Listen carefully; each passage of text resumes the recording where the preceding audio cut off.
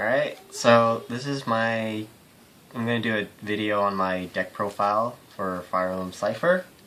This is Kyo, by the way, if you guys ever watched Daisuke Ray's videos. Which, you know, this is his channel, so of course you'd be watching it.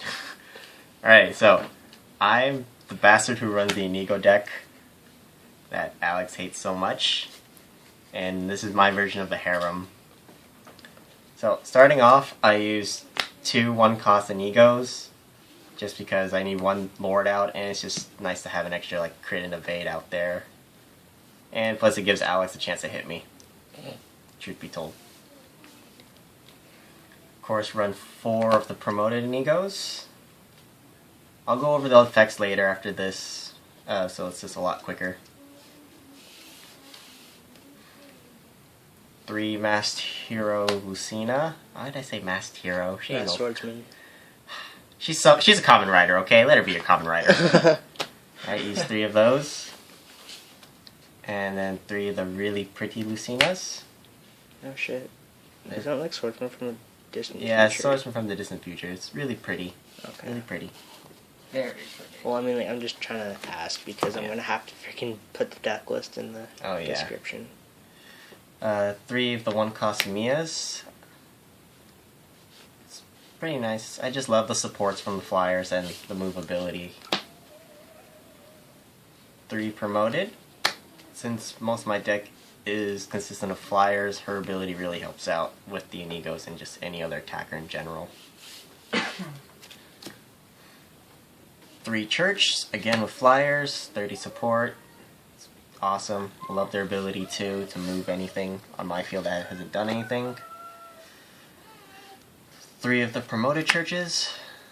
Again, plus 10 to all flyers. It helps out this deck out. I like that. 3 Cordelias, 1 cost. Again, support power and ability wise, it helps out in the long run for me. 2 promoted Cordelias. I would like to put another one in, but I just don't have the funds for that. But yeah, Gale Force comes in handy. Sweeping out. Javelin. Who uses Javelin anyways? I don't know. Oh yeah, I used it once. Did you? Yeah, I used I it don't on. remember. I think I used it on Linde because he put his Ogma in the back. Oh. Alright, and 2 Nowis, cost 3.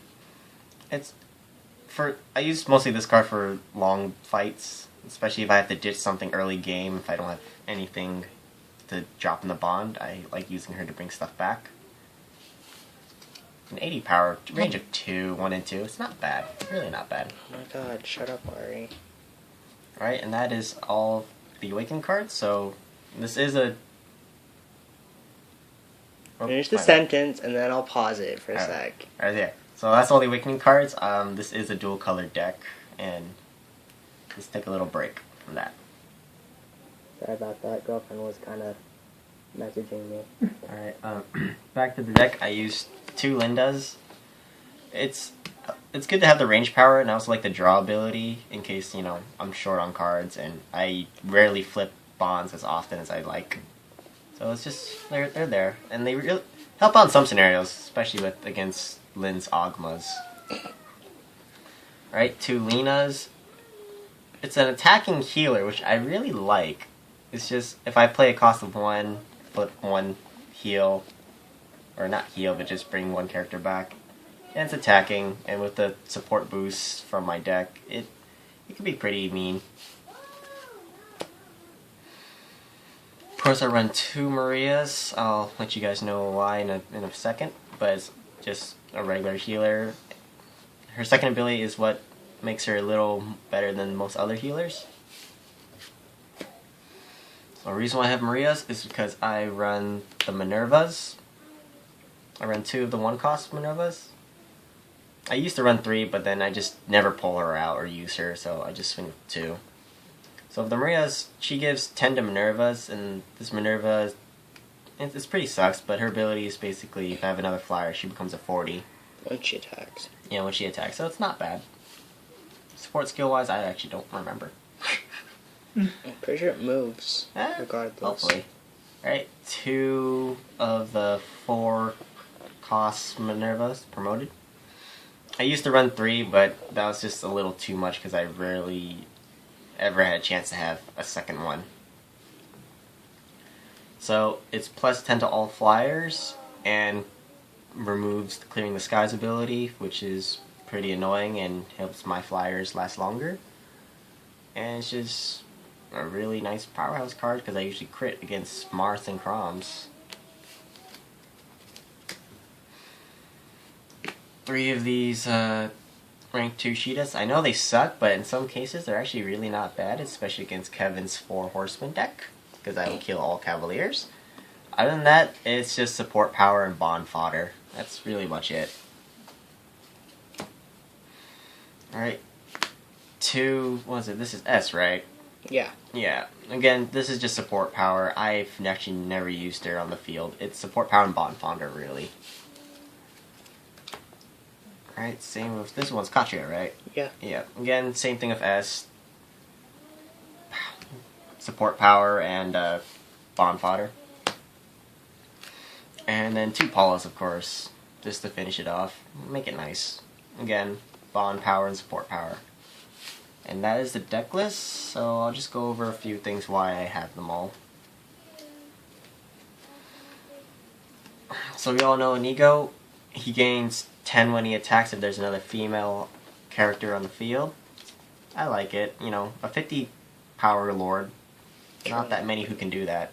And then plus my support, which is mostly flyers, he can go for 80, so he is kind of a bastard. Promoted Inigo, I really like him. And when he attacks and he checks a female character, he gains an extra 10 boost. Boost? Did I really say boast? Oh man, I am so tired. It's alright, man. It's alright. Since he's the only male in my deck, and most of my deck is females and flyers, I can always go either 100, which is pretty nice, going to 100. And then his ability Soul is if I destroy anything, he becomes 80 till the end of my opponent's turn, so he can become a 120 barrier. He usually is a 120 barrier, unless I flip him, which usually happens against Alex.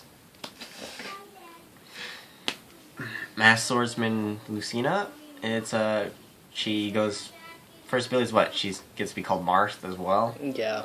And second ability just kills dragons when she attacks. Not kills dragon, but gains a 20 boost. I really don't use her as often, because I just use her for mostly her promoted ability when she promotes. Alright, yeah, this Lucina right here is why I have the unpromoted. So, if I play her, I can flip, what was it? It's One, discard a Lucina. One, I can ditch a Lucina, preferably these, and I can check, what was it? 2 cards from top of my deck. I can draw 2, and I can put any 2 back. But if I were to promote her, oh, any one, yeah, my bad. If I were to promote her, it's 3, and then put 2 back. And I believe her second effect is still against dragons, so, yeah. Plus, who doesn't want to have this pretty card in their deck? I don't. Well, so you don't care. It's because Marth is prettier. Alright, so the Sumias, like I said, bond power and support power. And why do I have, you know, I would only use these abilities in late game because I usually store most of my flyers in the back. Because they usually do get cleared out if I don't have Minerva.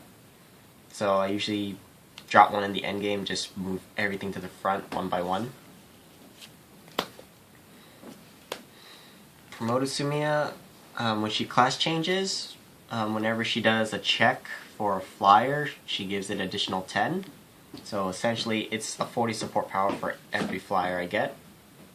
And basically, her second ability is the same as her first. It's I can move any character who has not taken an action, but I don't have to tap her to do that. Cherche, unpromoted, same as Sumia, is just tap her, move any unit that doesn't do anything. But again, 30 support power, I like it. Promoted Cherche, so it is plus 10 to all flyers, and again she has the move any unit who hasn't taken an action, but I don't have to tap her. So it helps out. Plus, having that 10 boost to everybody helps for my main flyer attacker, which is Cordelia, the promoted, not the unpromoted. So, yeah. Same thing with the Cherche and Sumia. Yeah, I know it's repetitive, but it's good to have, you know, this ability help out when I need it to. Alright, promoted Cordelia. I really wish I had more like these. So, Gale Force, if I can destroy any other unit, I can attack again, which is really good. The class change skill is Javelin, which I just, tap, flip 1, and I get a range of 1 to 2 after a cost, if I lose a cost of 10.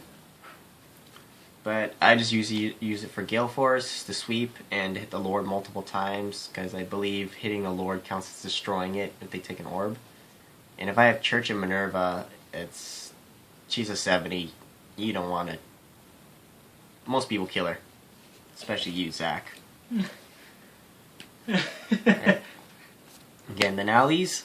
So I really, mostly when I have her in my hand, I always wait for turn 7. That's when she's the most usable, because when she comes out on the field, I am locked into the number of bonds I have, as I have to keep on drawing 1 back at the end of my turn and putting 1 back. But other than that, if I have 6 bonds, she gains 30, so it's an 80 range of 1 and 2, 80 power. It's not nice. It's not really bad. Not bad. Minus the image. Alright, Linde, like I said, draw power, and just having that extra range of 1 and 2. It helps out in mid-game for me, clearing out the back row if I don't need it to, or move her to the back and start swinging at the Lord and get the 80 boost. Not 80 boost, 30 boost, making it 80. Lena, like I said, she's an attacking healer, so it helps out after, since I don't have to tap her, I believe I can still swing with her after I do a heal, but it only works if I drop a character unit cost 2 or less, and that's mostly my other flyers, which I would drop an Awakening flyer because they have the move skill on them. Maria, like I said, boosts all Minervas by all Minervas by 10. And it's just nice having that little ability to make her actually useful and just a normal healing. Like I said, this Minerva, I mostly don't use her, but I keep her in here just so I can promote to her and draw an extra card. Because the cost is still the same, of 4, and just playing her is 4, but just having that little draw effect is nice. And plus, that's bond fodder too. You didn't really go over the Minerva. Oh yeah, Minerva, this one? Yeah. Yeah. So this Minerva, the good thing about her is that she doesn't have the class change restriction. So I can just instantly throw her out, and all archers lose their ability to shoot down Pegasus or flying units. And gets rid of Merrick's ability, and I know Merrick's ability is pretty annoying. And plus 10 to all flyers to my Cordelias, Cherche, Sumias. It really helps out, because once they're all move up and I flip pretty much 90s, it helps clears the end game and gives me a really good shot at winning. Like I said, for this rank 2 Sheeta, I wish I would have the SR, but I still don't know why I still need it, but it'd be nice to have it so I can figure out why I need it. But yeah, like I said, kills all Cavalier. Doesn't kill all Cavalier, but gains a 20 boost against Cavaliers, so that's a 60 on Cavaliers. And armor. And armor units, but who uses armor units? Kevin does. Kevin does? Yeah, Trump. Oh, really? And then, yeah, of course, bond power is nice, and I believe her abilities, I forget what it was. It's really short. I don't know, I've actually never used that tap ability. But yeah, she is just bond fodder and support power for me. But in rare scenarios against Kevin, I would use that ability. Wonder how rare. Very rare. Alright, and literally these 3 are just the same. Bond fodder and support power, and that is basically it. I don't use their ability to call each other because I really don't need them so soon. Useless. Not useless, I mean, I think she's useless. She never comes out when I need her. I always get the other two. Alright, so... crap, I was gonna say something else. What am I missing? I'm missing something. So yeah, this deck is incomplete, so we will most likely do a second video when it is deemed complete. But any further questions, please put a comment down below, and if you like these videos and want to see more stupid duels between all of us, especially Alex's BS, which I think is funny, please subscribe to this channel, and hope to see you guys start enjoying this game.